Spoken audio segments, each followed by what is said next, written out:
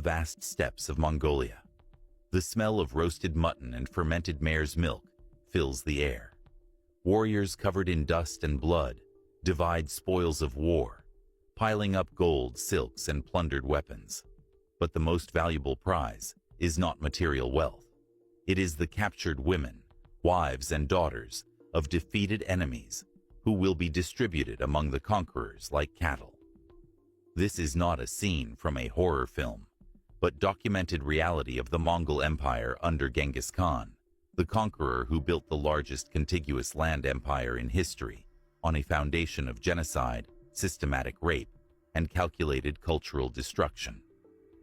Today we reveal what truly happened to women of peoples conquered by the Mongols, a story so brutal it defies comprehension and forces us to confront the darkest side of imperial expansion.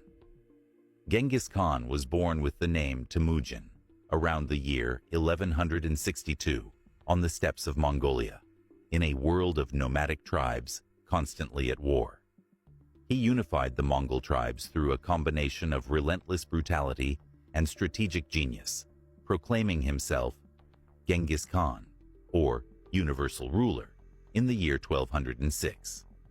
In the 21 years that followed until his death in the year 1227, he built an empire that would eventually stretch from Korea to Hungary, from Vietnam to Russia, encompassing more than 20 million square kilometers and 100 million people. But these conquests were not achieved through diplomacy or technological superiority. They were built on mountains of corpses, completely destroyed cities, and sexual violence on such a massive scale that it permanently altered the genetics of entire populations across Asia and Europe. Modern genetic studies suggest that approximately 16 million men alive today, about 0.5% of the world's male population, descend directly from Genghis Khan or his close relatives. This extraordinary statistic is not the result of genetic luck, but evidence of systematic rape practiced on a genocidal scale. Mongol military strategy was based on total terror as a psychological weapon. When the Mongol army approached a city or kingdom, emissaries were sent with a simple ultimatum: surrender immediately and pay tribute, or be completely annihilated. Those who surrendered were incorporated into the empire as vassals, forced to provide troops and resources, but maintaining some autonomy.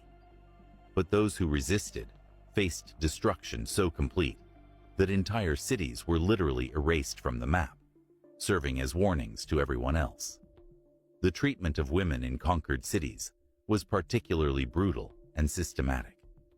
When the Mongols conquered a resistant city, they followed an established procedure. First, all men of military age were executed, usually by decapitation or mass drowning. Small children and the elderly were often killed as well, to eliminate useless mouths. But women of reproductive age were spared, not out of mercy, but because they had value as spoils of war. They were separated, catalogued, and distributed among Mongol warriors as rewards for military service. This was not a chaotic or accidental process, but a bureaucratically organized system. Mongol commanders kept detailed records of how many women were captured in each battle and how they were distributed. Young and beautiful women were reserved for high-ranking officers and for Genghis Khan himself. Common-looking women were given to ordinary soldiers. Elderly women, or those considered unattractive, were often killed or abandoned to die. This distribution system treated human beings literally as objects to be allocated according to military hierarchy. The wives of defeated rulers received special attention. Genghis Khan personally took wives and concubines from kings, khans, and emperors he had defeated. This was not motivated primarily by sexual desire, but by symbolic demonstration of complete domination.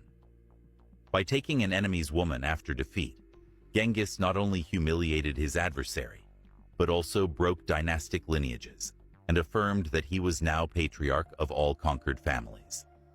It was a form of violence that was simultaneously physical, psychological, and political.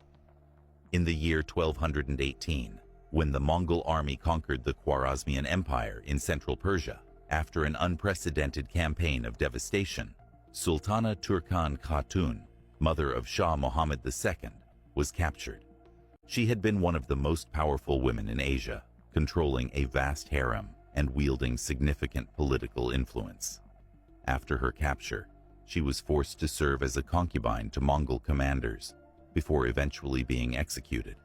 Her humiliation was intentionally public, designed to demonstrate that not even the most powerful women were safe from Mongol vengeance.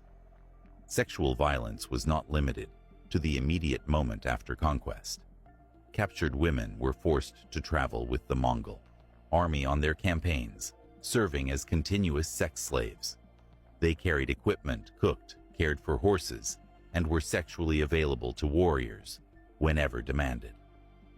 Many did not survive the forced marches through deserts and mountains.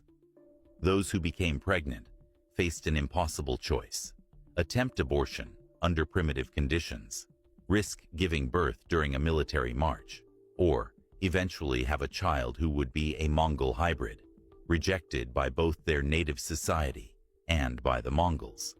But some captured women experienced a different fate that was complex to categorize. If a woman pleased a Mongol warrior sufficiently, he could elevate her from sex slave to secondary wife. This was not liberation, but a change of status within a system of oppression. As a secondary wife, she would have more security. Her children would be recognized as Mongols, and she could eventually accumulate some power within the Mongol family structure. Some captured women, through intelligence and manipulation, achieved positions of considerable influence. The most famous case is that of Merkit Princess Kulan, captured during Genghis Khan's campaign against the Merkit tribes. She was the daughter of an enemy tribal chief, but after capture became one of Genghis Khan's favorite wives.